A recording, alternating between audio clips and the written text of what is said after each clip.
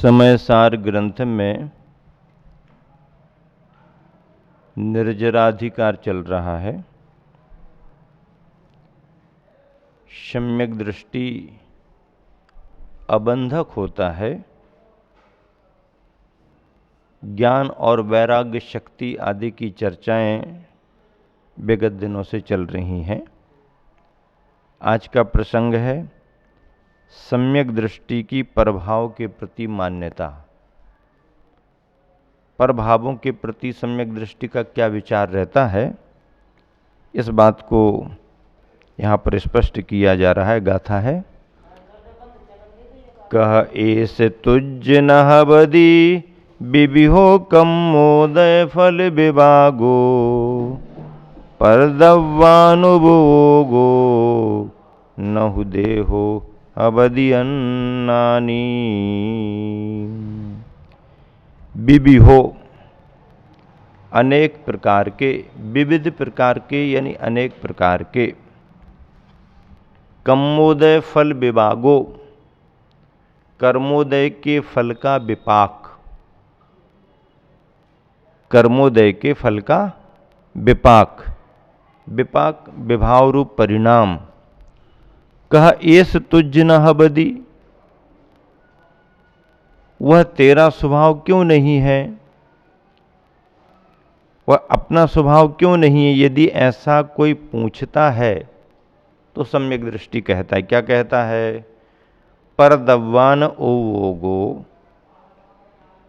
कर्म स्वयं पर द्रव्य है, उसका उपयोग अर्थात उदय मेरे स्वभाव कैसे हो सकते हैं। कर्म पर द्रव्य है, उसका उपयोग अर्थात उसका उदय मेरा स्वभाव कैसे हो सकता है। नहु देहो, देह भी मेरा स्वभाव नहीं है। हवदि अन्नानी, वह देह तो अज्ञानी जड़ स्वरूप है। देह कैसी है, अज्ञानी जड़ स्वरूप है। देह में चेतना नहीं है, देह में चेतना नहीं है। आप कहोगे नहीं, हमको अनुभव तो होता है सेंसिटिव, तो वो चेतन द्रव्य अंदर है, इसलिए तुम्हें शरीर में चेतना का अनुभव होता है, सुख दुख का अनुभव होता है। अनुभव चेतन की वजह से होता है। चेतन निकल जाए तो शरीर में फिर सुख दुख का अनुभव नहीं होता। सारांश ये है, यदि सम्यक दृष्टि से कोई यह पूछता है कि नाना प्रकार के यानी विभिन्न प्रकार के कर्मोदय के फल का विपाक रूप विभाव परिणाम, वह तेरा स्वभाव क्यों नहीं है। ऐसे क्रोधादिक कर्म के द्वारा जब उदय में आते हैं ये कर्म, तो भाव जो होते हैं वो औपाधिक हैं। औपाधिक का मतलब है कर्म उन भावों में निमित्त है। क्रोध कसाय नामक कर्म उदय में आया, जीव के परिणाम क्रोधित हुए, ये औपाधिक हैं। मेरे स्वभाव कैसे हो सकते हैं। देह तो स्पष्ट ही जड़ स्वरूप है, मुझसे भिन्न है। टीकाकार आचार्य महाराज ने लिखा है, टीका में क्या लिखा, परद्रव्य की व्याख्या करते हुए लिखा कि निर्विकार परमालाद एक लक्षण स्वशुद्धात्म द्रव्यात् पृथक भूतानि परद्रव्यानि यानी कर्माणि जीवे लग्नानि तिष्ठन्ति तेषाम उपयोग उदयोयम औपाधिक स्फटिकस्य परोपाधिवत। एक बहुत अच्छा उदाहरण दिया है। क्या उदाहरण दिया है, उदाहरण ये दिया है, स्फटिक का रंग कैसा होता है। स्फटिक तो सफेद रंग की होती है, लेकिन यदि लाल कलर का कागज उसके सामने रख दिया जाए तो स्फटिक कैसी हो जाएगी? पीले कलर का कागज रख दो, काले कलर का कागज रख दो, तो स्फटिक उस कलर में ढल जाती है। जिस कलर का फूल सामने रख दो, स्फटिक उस फूल के कलर में ढल जाती है। तो स्फटिक का जो कलर बना है, वो स्फटिक का कलर उसका अपना ओरिजिनल कलर नहीं है। उस निमित्त से इसमें परिणमन हुआ है। इसे औपाधिक कहते हैं। निमित्त से परिणमन हुआ है। इसमें दो बातें हैं। पहली बात तो ये है कि स्फटिक में परिणमित होने की क्षमता है और फूल में परिणमाने की क्षमता है। लेकिन परिणमाने की क्षमता होते हुए भी फूल स्फटिक को ही परिणमा सकता है, पत्थर को नहीं। फूल के संयोग से स्फटिक उस रंग का हो जाता है, तो संयोग से उस रंग का होता तो पत्थर को भी हो जाना चाहिए। नहीं, पत्थर की योग्यता नहीं है। फूल के अंदर परिणमाने की योग्यता तो है, पर स्फटिक को ही है, पत्थर को नहीं। फिर परिणमन हो ही जाता है तो योग्यता के अनुसार स्फटिक होती है, पत्थर नहीं हो पाता है।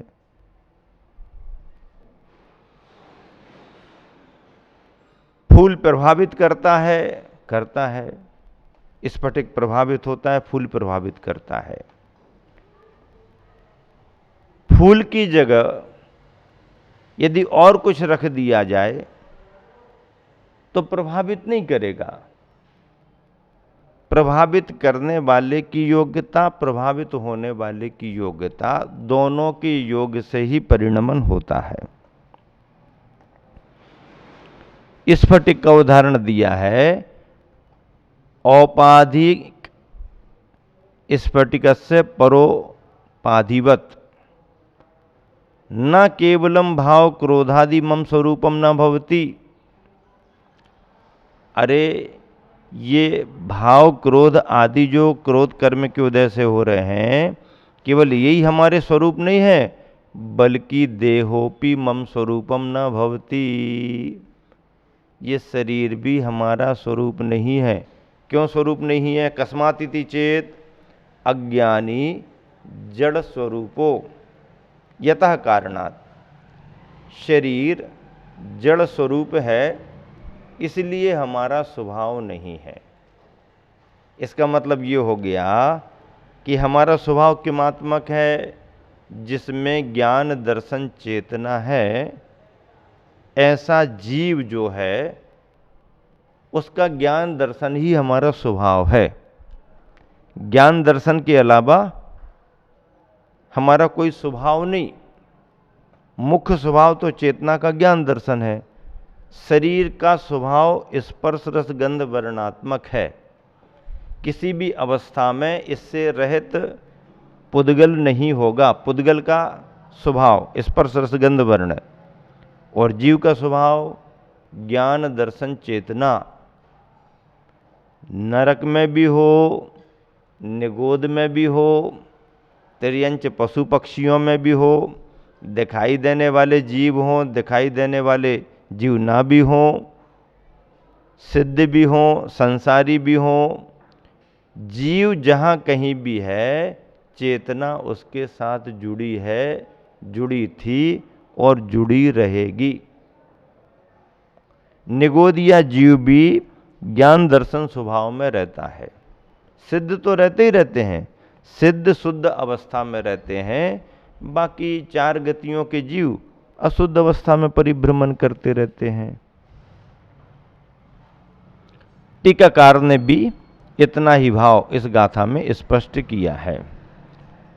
पद्यानुवाद है, रागादि भाव तुम में जब हो रहे हैं, कैसा कहो फिर उन्हें पर वे रहे हैं। भाई विभाव न स्वभाव अतः निरे हैं, कायादि भी पर अतः मुझसे घिरे हैं। राग आदि भाव तुम में जब हो रहे हैं, अपने जो परिणाम बनते हैं उन परिणामों में कर्म का उदय भी कारण बनता है। बैठे बैठे भी किसी किसी को चिड़चिड़ापन आने लगता है, गुस्सा आने लगती है, तो अपने आप नहीं, उस समय उसका कर्म उस रूप में निमित्त बन रहा है। हालांकि मौसम की वजह से भी चिड़चिड़ापन आने लगता है। अब ऐसा मौसम बने और दिन भर बने और रोज रोज बने और तपा चल रहे हो, तपा में तो लू चलती है, और फिर भी आदमी तेज गर्मी में तपों में लू को सहन कर सकता है। पर ऐसा हो जाए कि बद्दल हो गए, हवा नहीं है, तो ये मौसम बिगड़ा हुआ मौसम माना जाता है। हीटेड रहे कोई बात नहीं, क्षमता के अनुसार आदमी अपने अपने हिसाब से सहन कर लेता है, लेकिन उष्णता का समय हो और ठंडा हो जाए, और ठंडे में भी ऐसा ठंडा हो अधकचरा टाइप का ठंडा हो न ठंडा ही न गर्म, तो ये मौसम बीमारी को बढ़ाने वाला होता है। जरा सी असावधानी हुई कि व्यक्ति का स्वास्थ्य बिगड़ गया। तो क्रोध आने के कई कारण बनते हैं, जैसे मौसम की प्रतिकूलता, चिड़चिड़ापन आ जाएगा। खान पान में यदि ज़्यादा इन दिनों में मिर्च मसाले तेज खा लिए ज़्यादा, तो उससे उसके लिए तामसिक भोजन नहीं, तामसिक भोजन तो ठंडों में भी तामसिकता बढ़ा देता है, फिर गर्मी में तो गर्म करेगा ही करेगा। तो भोजन में भी यदि मान लीजिए कोई ज़्यादा तेज हो गया, कुछ ये हो गया वो हो गया, तो उससे भी उसकी प्रकृति पर असर पड़ जाता है, चिड़चिड़ापन आने लगता है। कभी कभी बहुत लंबे समय से स्वास्थ्य प्रतिकूल हो, तबीयत खराब रहती हो, तो सुनते सुनते और बीमार सा हो जाता है। बहुत सारे लोग तो सुन सुनकर के बीमार हो जाते हैं। व्यक्ति को असर आ भी गया है, पर यदि वह सकारात्मक माहौल में है तो मन की प्रसन्नता से को झेल भी ले, और चार लोग सहयोगी उसको मिलते रहे तो मन लगा रहे तो उसका वो निकल भी जाए, पता ही नहीं पड़े, वो सबके उसमें निकल जाता, दवाई उपचार कर लिया। और यदि मान लीजिए चपेट में आ गया और सायरन बजा करके कोई ले गया, तो सायरन बजने के साथ ही उसकी और बीमारी बढ़ जाती, और ले जाके अस्पताल में बिस्तर पर पटक दिया। अब बिस्तर पर जब पलंग पर आ गया जनरल वार्ड में, और आजू बाजू देख रहा है, तो आजू बाजू देख रहा है तो ये बीमार, वो बीमार, ये वो, ऐसा वैसा, और ये निराश हो, उदास से परेशान, ये वो, तो वो आधा सा बीमार और हो जाता है। और उसी बीच यदि संयोगिक कोई घटना आजू बाजू में और घट जाए और चर्चाएं वैसी हो जाएं, तो उसका मनोबल और गिर जाता है। मनोबल गिरा और आदमी गिरा, मनोबल गिरा और आदमी गिरा। मनोबल ऊंचा बनाए रखा, बस सावधानी रखे, दवाइयां लेते रहे, उपचार करता रहे, दिनचर्या बना के रखे, बस मनोबल बना करके रखे, तो उच्च मनोबल से कई बार बड़ी बड़ी परेशानी भी झेल ली जाती हैं। मन गिर गया तो काम बिगड़ गया। मन के हारे हार है, मन के जीते जीत। लेकिन अकेले मन मजबूत रखने की बात नहीं है, उपचार भी होना, सावधानी भी होना, सहयोग भी होना, लेकिन वातावरण का प्रभाव बहुत पड़ता है। हाँ, ढेर सारे लोग सुबह से शाम बीमारी बीमारी बीमारी बीमारी की चर्चा करें तो मन उसका सुन सुन करके वैसे ही बीमार हो जाता है। अब किसी व्यक्ति को थोड़ा सा को क्यों आज तुम्हारा स्वास्थ्य ठीक सा नहीं दिख रहा? नहीं नहीं, बढ़िया तो चल रहा। नहीं नहीं, कुछ ऐसा लग रहा है, नींद पूरी नहीं हुई होगी तुम्हारी, खाना पीना नहीं किया। तो वो और धीरे धीरे धीरे धीरे, और यदि वातावरण अच्छा मिलता रहे, नहीं चलो जल्दी सो, जल्दी उठो, जल्दी खाओ, जल्दी ये करो, ऐसा करो, वैसा करो, प्राणायाम करो, थोड़ा सा घूमना फिरना शुरू करो, थोड़ा सा प्रवचन सुनो, पूजा पाठ करो, अभिषेक देखो, सभी लोग तो करे, अकेले तुम ही हो, तो उसमें क्या होता है, उसका मन लगा रहता है। तो मन लगा रहना ही अपने आप में स्वास्थ्य का एक बहुत अच्छा लक्षण माना जाता है। विचारकों ने कहा है कि तुम्हारे शरीर की बीमारी तुम्हारे शरीर तक ही रहे, तुम्हारे शरीर की बीमारी तुम्हारे शरीर तक ही रहे, उस बीमारी को मन के अंदर मत आने दो। मन के अंदर बीमारी को मत, शरीर में रहे तो रहे, मन के अंदर बीमारी को मत आने दो। एक बार शरीर की बीमारी मन के अंदर चली गई तो शरीर की बीमारी फिर भी तुम ठीक कर लोगे, लेकिन मन की बीमारी निकालना जल्दी संभव नहीं है। यहाँ पर कितनी सूक्ष्मता की बात समय सार की कर रहे हैं कि क्रोधादि भाव जो हमारे होते हैं वह हमारा स्वभाव नहीं है। क्रोध में क्रोधी हो गए, मान में मानी हो गए, लोभ में लोभी हो गए, माया में माया भी हो गए, सब हो गए, लेकिन वो हमारा स्वभाव नहीं है। क्यों? क्योंकि वह कर्म की वजह से उदय में आया है, और कर्म पौद्गलिक है, उससे जीव का कोई स्वभावगत संबंध नहीं है। कर्म हमारा स्वभाव नहीं है, इसलिए कर्म के उदय में होने वाले ये विभाव भाव भी हमारे स्वभाव नहीं है। ऐसा अध्यात्म से वो विचार करता है, और अध्यात्म से विचार करने से क्या होता है कि ऐसे कसायों के उदय में भी व्यक्ति अपने को सावधान रख लेता है, सावधान कर लेता है, और यही उसका ज्ञानीपना है। समय सार में यही बातें बताई जा रही हैं, तुम्हारा क्या है, तुम्हारा क्या नहीं है, कर्म क्या है, परिणाम क्या है, चेतन क्या है, अचेतन क्या है, ज्ञानी क्या है, अज्ञानी क्या है, सम्यक दृष्टि क्या है, मिथ्या दृष्टि क्या है। ये सारी चर्चाएं समय सार में आ रही हैं, और इन्हीं चर्चाओं से जो सूक्ष्मता का बोध हमारे लिए होता है वही हमारे को ज्ञानी बनाता है। ऐसे ज्ञानीपन के लिए यहाँ पर ये गाथाएं लिखी गई हैं।